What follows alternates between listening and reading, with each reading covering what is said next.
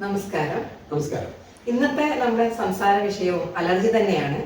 അതിന്റെ കാരണം അലർജിയുമായി ബന്ധപ്പെട്ട വീഡിയോ കണ്ട് നിരവധി ആളുകളാണ് ഒരുപാട് സംശയങ്ങൾ ഫോൺ ചെയ്ത് ചോദിക്കുന്നത്. അത്തരം ചില സംശയങ്ങളും അതിനുള്ള മറുപടിയുമായിട്ടാണ് ഞങ്ങൾ ഇന്ന് എത്തിയിരിക്കുന്നത്. അപ്പം ആദ്യത്തെ ചോദ്യത്തിലേക്ക് കടക്കാം അല്ലേ? ഏറ്റവും കൂടുതൽ ആളുകളുടെ ഒരു സംശയം എന്നത് അവര് ഒരുപാട് കാലങ്ങളായിട്ട് മരുന്ന് കഴിച്ചുകൊണ്ടിരിക്കുക. അലർജി എന്ന് പറഞ്ഞാൽ അങ്ങനെയാണല്ലോ, പലതരം മരുന്നുകൾ മാറി മാറി കഴിക്കുന്നു, എന്നിട്ടും അതൊന്നും മാറുന്നില്ല. ഇങ്ങനെ നിരന്തരമായിട്ട് അലർജി വന്നും പോയി ഇരിക്കുകയാണ്. ഇങ്ങനെ വരികയും പെട്ടെന്ന് അത് പിടിച്ചു കെട്ടുന്ന പോലെ നിർത്തുകയും മരുന്ന് കഴിച്ച് നിർത്തുന്നു, വീണ്ടും അത് വരുന്നു. ആ രീതിയിൽ വന്നും പോയി വരുന്നാൽ ഇതിന് വേറെന്തെങ്കിലുമൊക്കെ പ്രശ്നങ്ങൾ ഉണ്ടാകുമോ ഇതിന്റെ ഫലമായിട്ടെന്നുള്ളതാണ്. അലർജി അല്ലാതെ മറ്റെന്തെങ്കിലും പ്രശ്നങ്ങൾ ഉണ്ടാകുമോ എന്നുള്ളതാണ് ഏറ്റവും പ്രധാനമായിട്ട് കൂടുതൽ ആളുകൾ ചോദിച്ച ചോദ്യം. അത് ശരിക്കും അവർ ആ ഒരു ടെക്നിക്കൽ ടൈം ഉപയോഗിച്ചില്ല എന്നേ ഉള്ളൂ. എന്താണ് അലർജിയുടെ കോംപ്ലിക്കേഷൻ അല്ലെങ്കിൽ കോംപ്ലിക്കേഷൻസ്, അതാണ് അവർ ഉദ്ദേശിച്ചത്.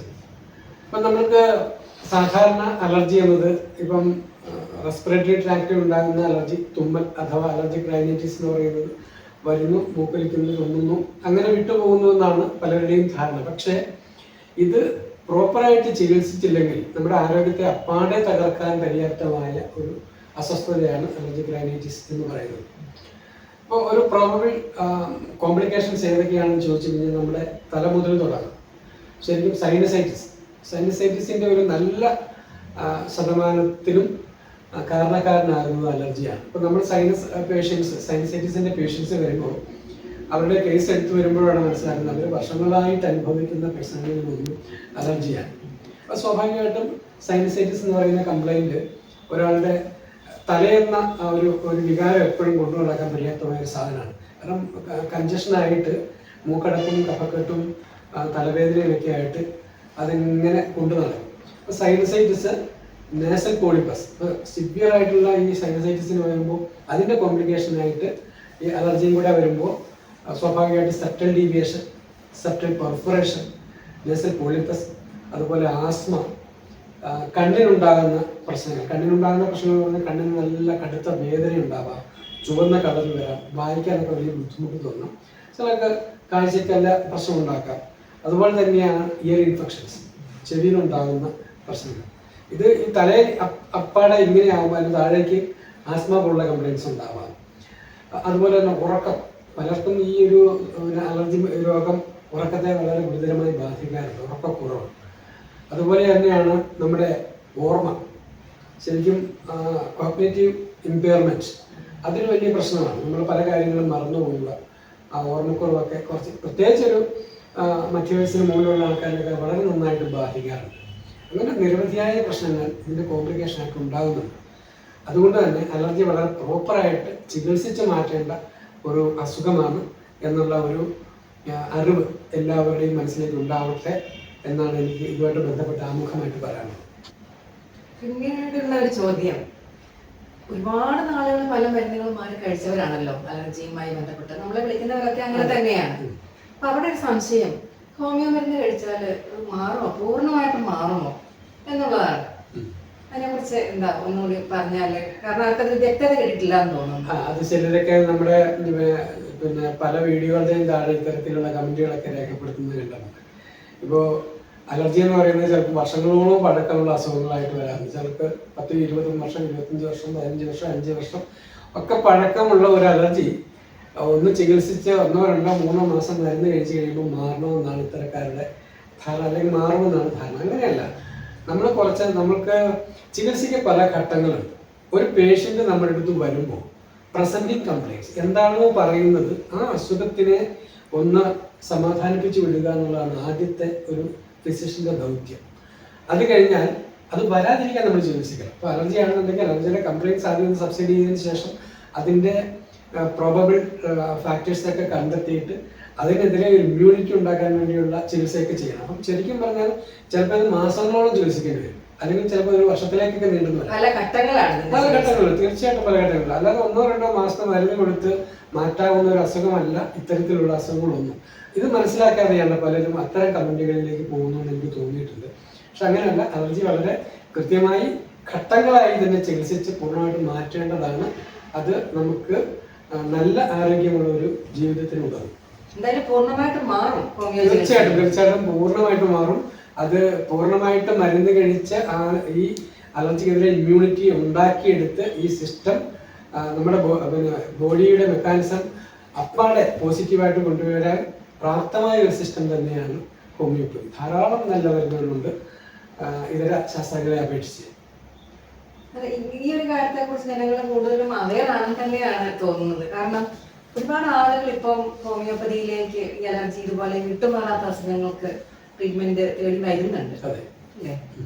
അപ്പോൾ അത്തരം ഈ അലർജിയുമായി ബന്ധപ്പെട്ട് വ്യത്യസ്തമായ ഏതെങ്കിലും അസുഖം ചികിത്സിച്ച്, വ്യത്യസ്തമായ അലർജി ആണെന്ന് അറിയാതെ അവർ വന്നിട്ട് അലർജിയാണെന്ന് മനസ്സിലാക്കി കൊടുത്ത ട്രീറ്റ് ചെയ്ത എന്തെങ്കിലും അനുഭവങ്ങളുണ്ട്? ഞാൻ ഇപ്പൊ ഉത്തരം പറഞ്ഞപ്പോൾ ആദ്യം തന്നെ ഞാൻ പറഞ്ഞു സൈനസൈറ്റിസ്. അത് വളരെ അടുത്ത കാലത്ത് നമുക്ക് വന്ന ഒരു കേസാണ്. സൈനസൈറ്റിസ് എന്ന് പറഞ്ഞാൽ ഒരു മധ്യവയസ്കനായ ഒരു മനുഷ്യനാണ്. അദ്ദേഹത്തിന് വർഷങ്ങളായിട്ട് ഈ സൈനസൈറ്റിസ് പ്രോബ്ലം ഉണ്ടാകുന്നുണ്ട്. പക്ഷെ ഇത് വളരെ എനിക്ക് തോന്നുന്നു 4-5 വർഷമായിട്ട് അദ്ദേഹം പല ഘട്ടങ്ങളിലായിട്ട് ആന്റിബയോട്ടിക് കഴിക്കുന്നുണ്ട്. അവർ 1-2 മാസം അല്ലെങ്കിൽ 3 മാസമൊക്കെ കൂടുമ്പോൾ അദ്ദേഹത്തിന് കോൾഡ് വരും.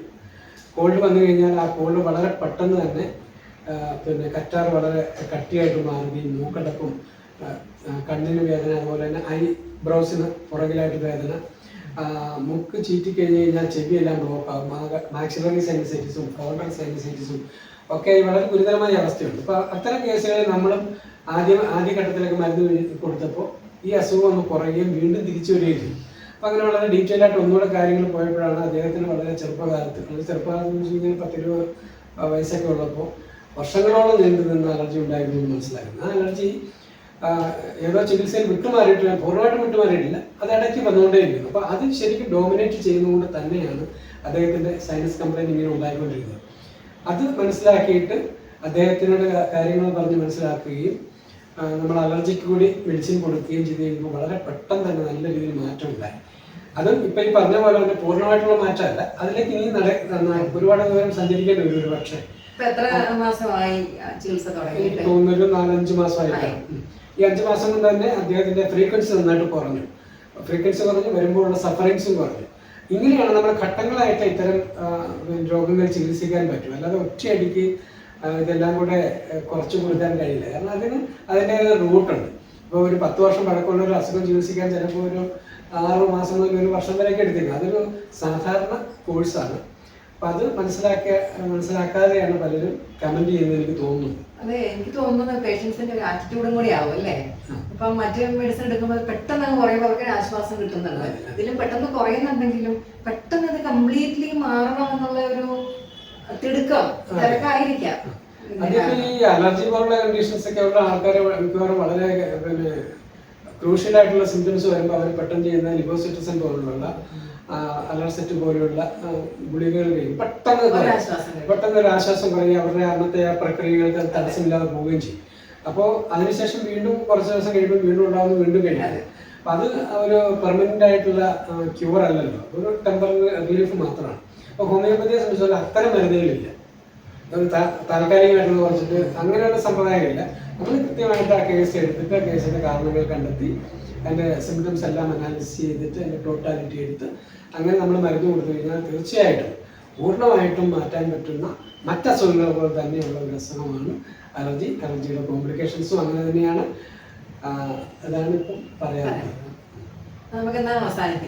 തീർച്ചയായിട്ടും ഇത് നമ്മൾ പറയാൻ ശ്രദ്ധിക്കേണ്ട ഒരു കാര്യം, നമ്മൾ അലർജിക് റൈനൈറ്റിസിന്റെ കോംപ്ലിക്കേഷൻ മാത്രമേ പറഞ്ഞുള്ളൂ. ഇനിയുണ്ട് അലർജി, സ്കിന്നിലുണ്ടാകുന്ന അലർജി ഉണ്ട്, അറ്റിക്കരി അഥവാ ഹൈസ് ഒക്കെ ഉണ്ട്. നമ്മൾ തീർച്ചയായിട്ടും അത് മറ്റൊരു ചാപ്റ്ററിൽ വിശദമായി പരിശോധിക്കാം. അപ്പോൾ എല്ലാവർക്കും നന്ദി.